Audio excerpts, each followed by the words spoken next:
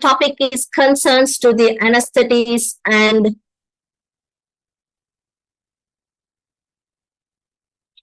child and the donor. So I'm going to talk only on child or the recipient.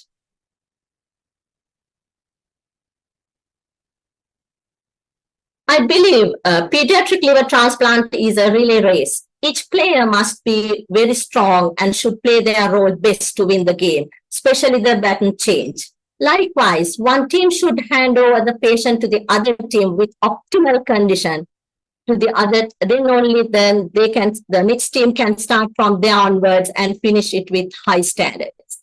In liver transplant, the first team will be the pediatricians, then will be the theater, that is including surgeons and anesthetists. The third team will be ICU, and finally the rehabs and the family. As the treatments are interconnected like baton change, most of the concerns are the same. So when we get a pediatric patients, actually the first concern is apply for all pediatric patients. We know child is not a small model of an adult. So their pharmacology, physiology, their anatomy is different from an adult patient. Because of that, we can't apply an adult anesthetic modalities to anesthetize pediatric patients. Obviously, their cannulation will be difficult, monitoring difficult, and also the assessment. Obtaining a consent is also different because we explain everything to a different person and get a signature from that person, but we do the surgery to the baby. There can be undiagnosed, diagnosed syndromes and chest infection most of the time because their airway is more irritant. And there can be issues with dental hygiene and especially loose teeth. This is some of the pediatric concerns common to all. For the next one is the concerns related to liver failure. Let's go by system-wise. Central nervous system. Most of the patients present with encephalopathy, cerebral edema, and disease-related issues like fits, maybe cerebral irritability. So as an anesthetist, one I'm worrying about if patient present with all these complications. Yes, we would like to build up a rapport before starting anesthesia, and that can lead to a pleasant induction of anesthesia and continuation. But if their GCA is low, how can we build up that rapport? And the other thing is, because of low GCS, they are unable to protect the airway. There's a possibility of having aspiration pneumonia, and they can present with hypoxia. So, because of all, how can we improve their central nervous system? Yes, obviously, we have to start early treatments, early bowel washes, lactuloses, and then obviously, if you have a doubt whether they don't have ability to protect their airway, it's better to stop oral feeding and continue NG feeding. All these things due to high ammonia levels. So get nutritionist advice to control the intake of nitrogen. As well as there can be issues related to respiration and the pneumonia. So let's talk on that when we are discussing the respiratory system. These conditions can worsen due to GI bleeding and aspiration. In respiratory system, we are worried about pneumonia, hepatopulmonary syndrome, portopulmonary hypertension. Now, from the beginning, you have a lot of discussions related to all these complications, but unfortunately, I missed all because I'm doing my on-calls today. Hope that you gain a lot. So let me discuss a little more on hypoxia and respiratory alkalosis.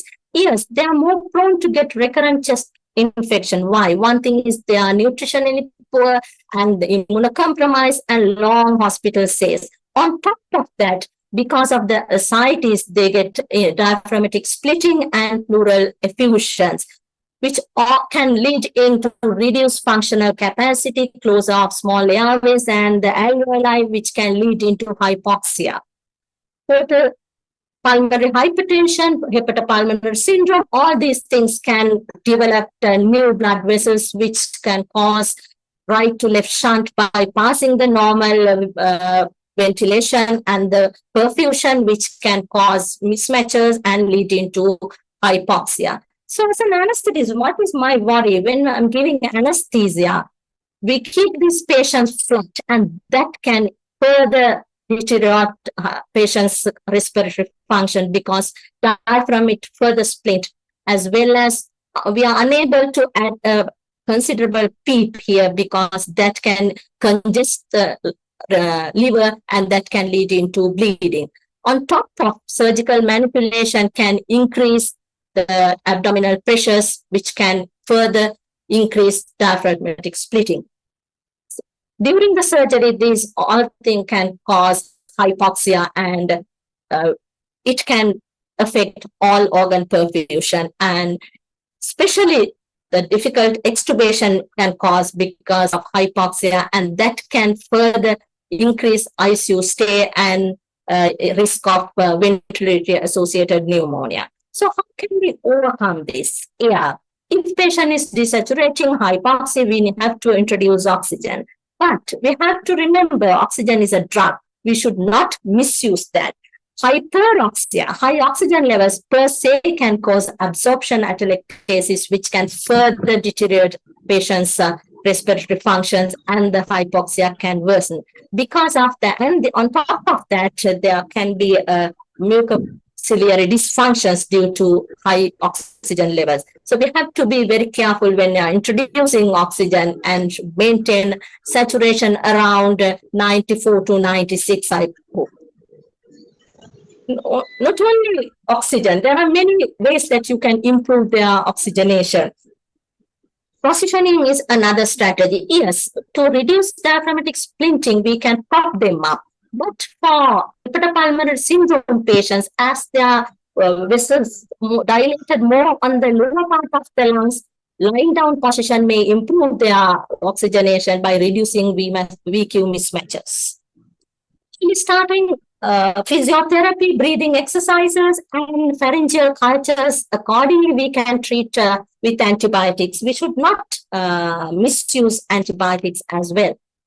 So the next system will be cardiovascular system. Obviously, they are more tend to get hypotension and they are having hyperdynamic circulation. Because of that, their volume is very important, and they are to maintain hypotension is difficult without adequate fluid resuscitation. Renally, if we underhydrate, they can get renal failure. So a little bit more on fluids. What we want, our concern is to have adequate preoperative hydration with optimal volume loading, which can lead into good cardiac output and adequate perfusion pressures. At the end, good cellular functions, which can reduce metabolic acidosis. Acute renal impairment is not only due to dehydration, due to intravascular depletion, that can cause reduction in total body water also. So the daily weight check input output chart is very important. So if we need which type of fluid to be introduced is a question.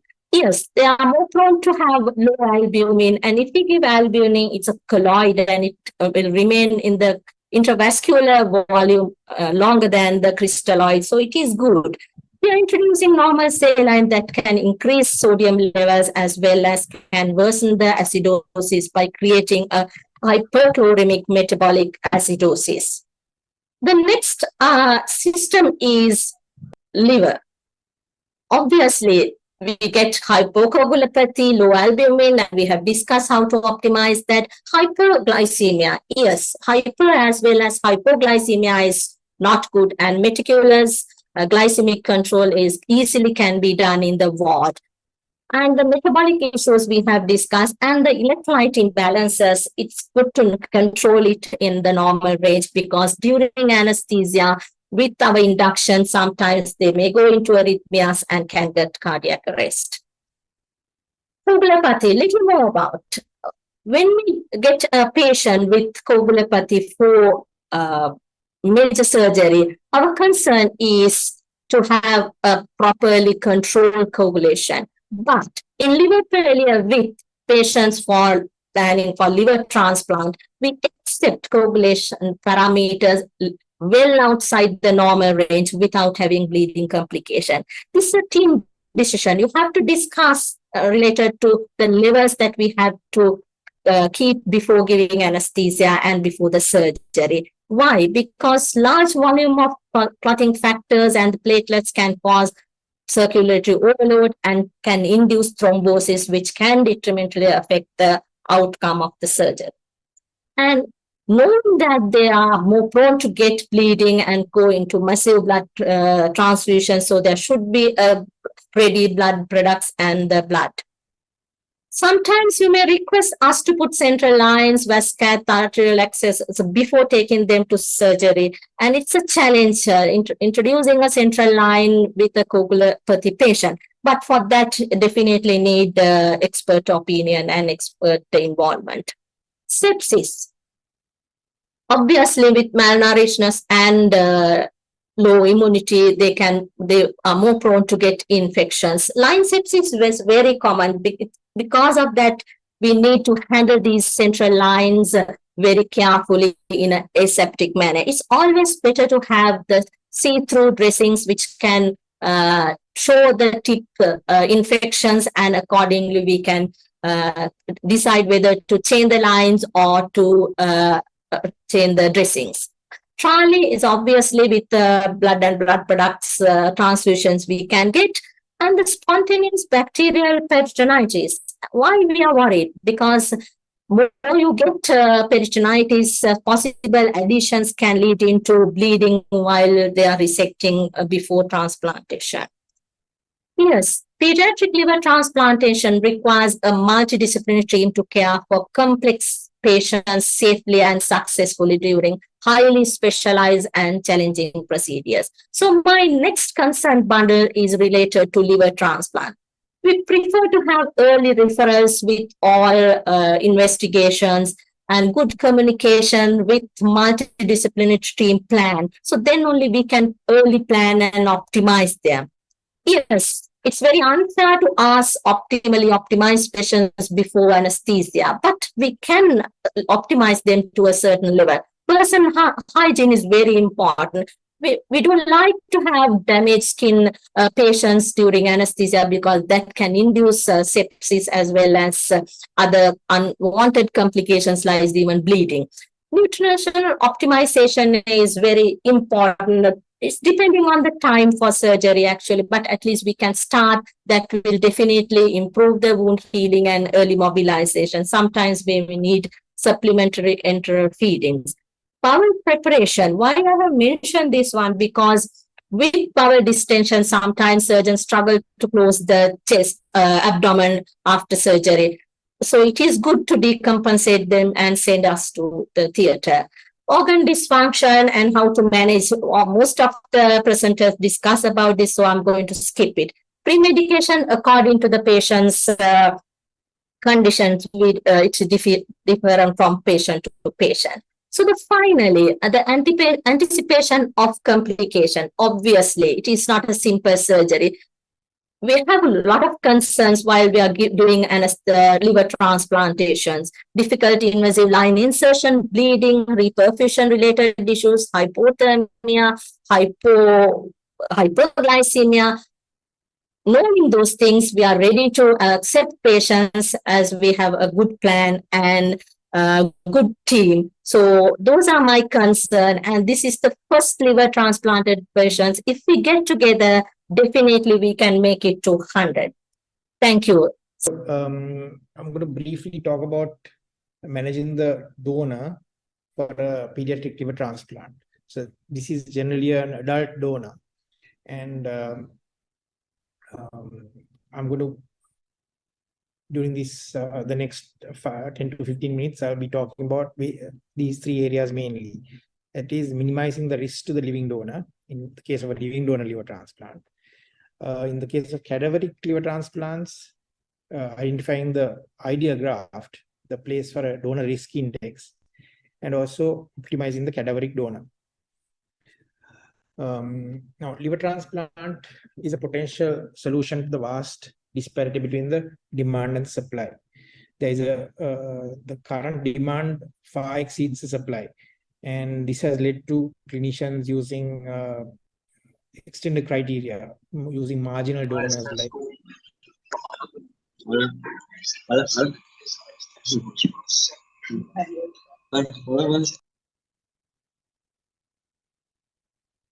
marginal donors, extended criteria donors, and also living donors to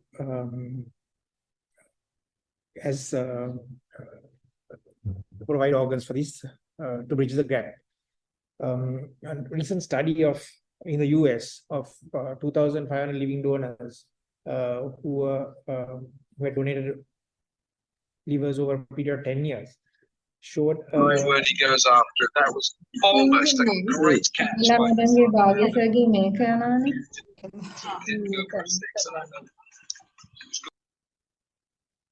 mortality of about 0.1%, and with 3 deaths. This is for 2,500 donors. These 3 deaths were due to acute MI, second one due to massive pulmonary embolus, and third one due to acute liver failure. Now, these are the complications that we dread when we manage living donors, because this could happen to anybody. Any patient, any living donor could end up with an acute MI, could develop a massive pulmonary embolus, and also develop acute liver failure. Now, in the same study, they demonstrated almost 12% complication rate, post-surgical complication rate, with the commonest being biliary complications. 6% needed re-hospitalization. Now, it's also demonstrated, the study also demonstrated that the complication rates are higher and the outcomes are poorer in patients who are already depressed and who come from low-income groups. This is particularly relevant to us because our donors are quite often from low-income groups, and there is always a possibility of organ trafficking and coercion. So we need to, during our pre-op assessment, it's important to look into these to see whether there is any coercion or trafficking, possibility of trafficking. Now, the assumption that we make when we obtain a part of the liver from the living donor is that the liver will regenerate. So there will be a period when the liver is beginning to regenerate to reach its optimal size. So during this period, there is a possibility, there's always a possibility that the residual liver or the remnant liver might not be able to cope with the demands. And then we say the patient is in liver failure. So it's very important to assess the patient's liver reserves in the case of a living donor. With the increased prevalence of fatty liver disease, a perfectly normal looking donor there's a possibility that the donor could develop liver failure post-op, because though the liver looks normal, if there is non-alcoholic fatty liver disease, for example, the actual liver function may not be what you think it is. So it's very important to assess the patient's liver reserves clinically and biochemically. The cardiorespiratory fitness is very important. We need to assess patients' exercise tolerance, because this is a very stressful surgery. There is a potential for blood loss. The patient should be able to compensate for these disturbances. The patient should have sufficient reserves, both cardiac and respiratory, to go through these or to cope with these complications. Patient's metabolic status, again, like I said before, the prevalence of non-alcoholic fatty liver disease is rising with the increased prevalence of metabolic syndrome. So we need to assess, and if there is any doubt about the patient's comorbidity, even though the patient doesn't reveal a history of diabetes, it's very important to look into these predisposing factors, because for NAFLD, because in the case of, we've had a few near misses where patients who were not diagnosed with diabetes donated and ended up having complications. So it's very important to look into these comorbidities very carefully. Psychological assessment, generally our donors are assessed by a specialist psychiatrist, because they need to have an insight about what they're putting themselves through. and also the validity of consent. You need to be aware that there are going to be their activity is going to be limited for about at least 6 weeks to 2 months, and there could be a temporary loss of livelihood, and they should have support to tide over the period. Some of these patients have very difficult vascular access. We need arterial lines, central lines for these patients. So it's good to assess their vascular access pre-op. The assessment of the quality of the donor organ is important because the quality of the donor organ is one of the determinants of outcome in the recipient. The donor risk index is one of those tools that we use to assess the quality of the donor organ. There are lots of different donor risk indices, and quite a few of them are not really validated in the validated in a large population, especially in our South Asian population. So the value of this donor risk index is because the physician intuition regarding the donor's risk is generally an underestimate.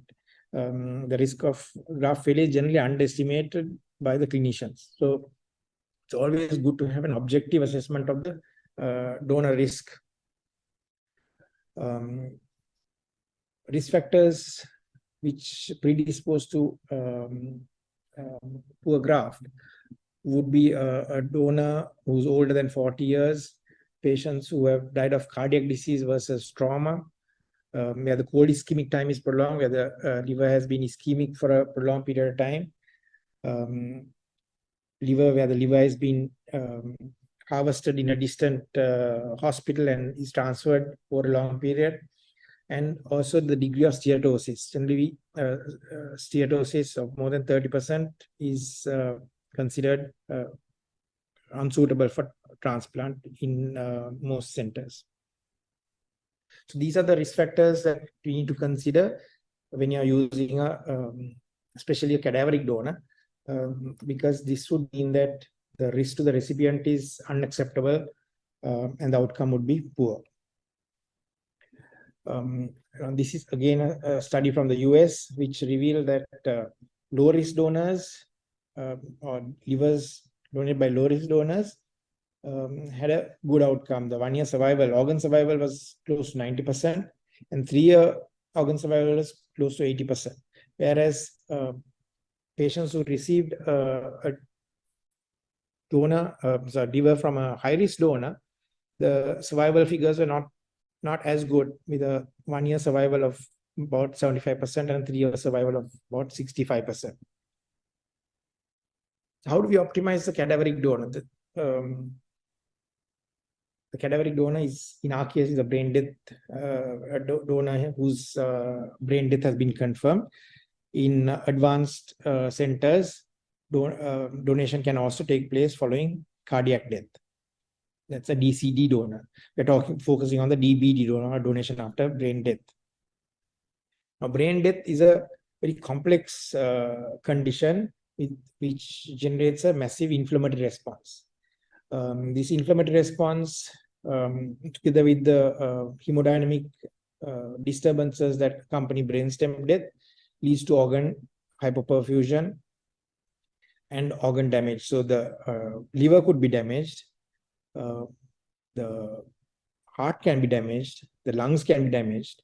All this could lead to a less than optimal donor organ. When the heart is damaged, the cardiac output is impaired, therefore the organ perfusion is impaired.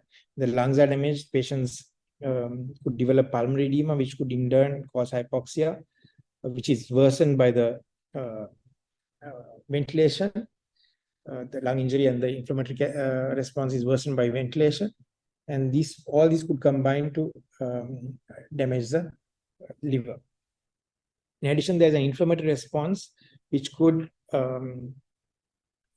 increase the risk of acute rejection post-transplant. So the catecholamine storm, which is triggered following brainstem death, could cause severe systemic vasoconstriction, organ hypoperfusion, And this is particularly important in the case of the heart, because if with poor cardiac function, the peripheral perfusion and the organ perfusion is compromised, and the liver could become ischemic. The common problem in these cadaveric donors is diabetes insipidus, which accompanies brainstem death and herniation, and the obstruction or destruction of the hypothalamo-pituitary axis. Now, treatment is also very complicated, because these patients, during the management, they can become hypervolemic and aggravate the pulmonary edema and hypoxia. So it's sometimes very difficult to manage these patients who develop diabetes insipidus. Now, there are lots of different guidelines issued by put forward by different organizations, including the Faculty of Intensive Care Medicine. But the principles are very similar to managing a critically ill patient, organ support of a critically ill patient. Management of the cardiac and the respiratory systems, and organ protection. So, but this interval between the diagnosis of brain death and the commencement of surgery to harvest organs is very, very precious. We need to make sure that time to optimize the donor organ condition. So these are some of the, this is an extract from a guideline that been published in the Intensive Care Medicine Journal. The use of goal-directed fluid therapy, saline of starch, especially if there is a peanut donation, kidney donation as well. Use of vasopressin and desmopressin to manage diabetes insipidus. Replacement of thyroid hormones and corticosteroids, especially if there is a lot of hemodynamic instability, to those patients would benefit from steroid replacement, and maintaining mild hypothermia in these patients, protect the organs. In addition, maintaining oxygen delivery by ensuring optimal hemoglobin, and also deep vein thrombosis, prophylaxis against deep vein thrombosis in these patients would also help to preserve the vascular access and the venous connections of the liver. So in summary, quality of a donor liver is a key determinant of recipient outcome. The damaged liver causes a lot of damage in the recipient, and it's very difficult to manage these recipients who get suboptimal organs. There is a ever increasing demand for organs, and the donor pool is not increasing at the same rate. So we need to look for other sources of organs, and this would mean that we would be using less than optimal livers. The donor risk assessment allows us to make an objective assessment of organ quality and the risk to the recipient. And the donor needs to be assessed meticulously, optimized, and managed so that the risk to the donor, which is very real, is minimized. And aggressive management of the cadaveric donor is required if you want to improve the quality of the harvested organ, and which would in turn impact the outcome in the recipient. So this is an example of one of our patients, the little boy who had a live donor liver transplant, and the donor, the priest, shows that optimal outcomes could be achieved in these patients, both in the recipient and the donor, with careful management. Thank you.